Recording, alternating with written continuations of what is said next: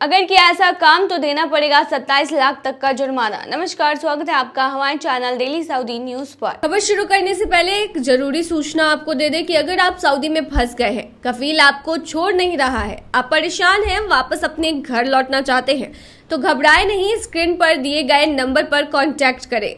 इनका नाम अहमद अली है। ये आपको कानूनी प्रक्रियाओं के तहत महज 3 से 4 दिन के अंदर ही खरूज लगाकर सऊदी से फाइनल एग्जिट कराकर आपको सही सलामत अपने देश पहुंचा देंगे। हज 2025 के दौरान मक्का में तीर्थ यात्रियों की भारी भीड़ को नियंत्रित करने के लिए सऊदी अरब सरकार ने कई सख्त कदम उठाए हैं। हर साल दुनिया भर से लाखों मुस्लिम श्रद्धालु मक्का और मदीना की पवित्र यात्रा पर जाते हैं, लेकिन इस बार ये यात्रा पूरी तरह परमिट आधारित और कड़ी निगरानी में आयोजित की जा रही है।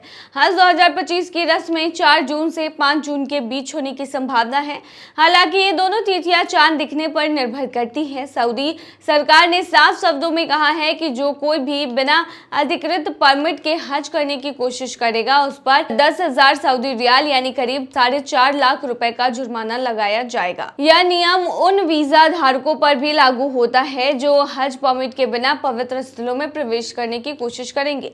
इसके अलावा यदि कोई व्यक्ति किसी और को बिना रजिस्ट्रेशन हज कराने में मदद करता है तो उस पर 50,000 सऊदी रियाल यानी लगभग 22.7 लाख तक का जुर्माना लगाया जाएगा।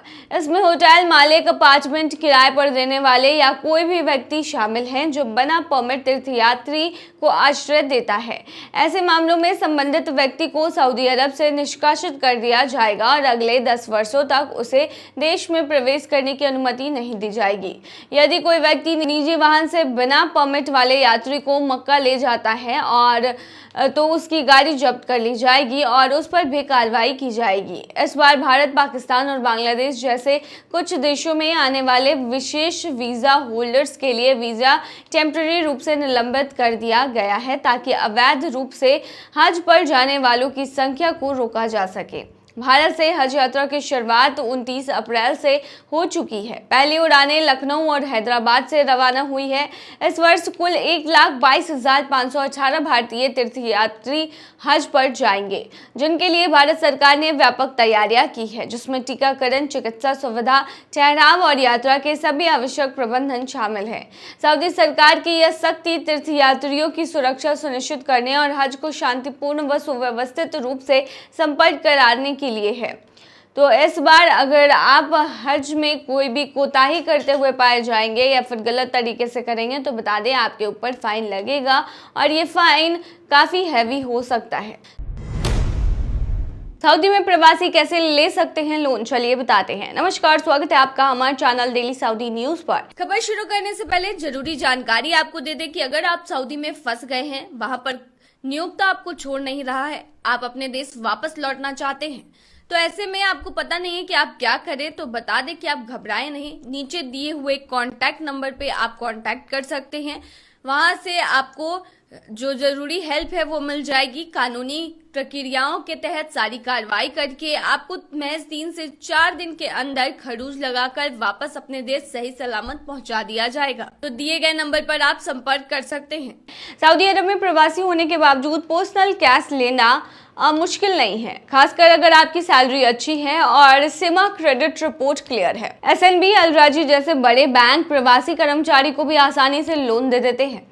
इसके लिए कुछ जरूरी डॉक्यूमेंट्स की जरूरत होती है, जैसे चैम्बर ऑफ कॉमर्स से वेरीफाइड सैलरी सर्टिफिकेट, पिछले 3 महीने की सैलरी स्लिप और बैंक स्टेटमेंट, इकामा और पासपोर्ट की कॉपी, और यह सुनिश्चित करना कि आपने वर्तमान कंपनी में कम से कम 1 साल काम किया हो। साथ ही अगर आप नौकरी छोड़ते हैं तो बैंक को सूचित करने के लिए एम्प्लॉयर की ओर से एक अंडरटेकिंग भी देना होता है। आपको सबसे पहले अपनी कंपनी के एचआर से पूछना चाहिए कि क्या उनकी किसी बैंक के साथ कर्मचारी ऋण समझौता है, क्योंकि इससे ब्याज दर काफी कम हो सकती है। इसके बाद आपको अलग अलग बैंकों से लोन का कोटेशन लेना चाहिए और ब्याज दर, एडमिन फीस और अन्य छिपे चार्जेस का अच्छे से मूल्यांकन करना चाहिए। कभी कभी कुछ बैंक कम ब्याज दर तो देते हैं, लेकिन एडवांस प्रोसेसिंग फीस के नाम पर ज्यादा चार्ज कर देते हैं, इसीलिए सावधानी जरूरी है। एक अच्छा तरीका ये भी है कि आप उस बैंक में खाता खोलें जहां से लोन लेना है और अपनी सैलरी वहीं ट्रांसफर करवाएं। इससे बैंक को भरोसा मिलता है और वे आपको कम ब्याज पर लोन देने के लिए तैयार हो जाते हैं। जब लोन मिल जाए तो कोशिश करें कि आप उसे किसी फालतू खर्च में नहीं बल्कि प्रॉपर्टी, एजुकेशन या किसी जरूरी काम में लगाएं। कार या महंगी चीजें खरीदने से बचें क्योंकि ये आपकी संपत्ति नहीं, देयता बनती है। अगर आप सऊदी में नौकरी बदलते हैं या अपनी कंपनी से इस्तीफा देते हैं तो लोन पर कोई असर नहीं पड़ता, बशर्ते आप समय पर ईएमआई चुकाते रहें। लेकिन अगर आप फाइनल एग्जिट लेना चाहते हैं जबकि लोन अभी भी चल रहा है तो बैंक आमतौर पर इसकी अनुमति नहीं देता जब तक कि पूरा लोन क्लियर ना हो जाए। इसलिए लोन लेते समय भविष्य की प्लानिंग को ध्यान में रखें, फिर ही लोन लें, वरना सऊदी अरब में आप फंस जाएंगे। अगर आपके ऊपर लोन होगा तो फिर आप सऊदी अरब से निकल नहीं पाएंगे, क्योंकि सऊदी अरब से निकलने से पहले बहुत सारे बिल्स होते हैं जो आपको क्लियर करने पड़ते हैं, तभी ही आपको फाइनल एग्जिट मिलेगा। घबराइए नहीं, ये बिल्स आपके खुद के होते हैं, दूसरे के बिल नहीं होते। तो आपको वो सभी क्लियर करना होता है, उसके बाद ही आपको परमिट मिलती है देश छोड़ने की। तो ये थी तमाम जानकारी। बने रहिए ऐसी तमाम खबरों के लिए डेली सऊदी न्यूज़ पर।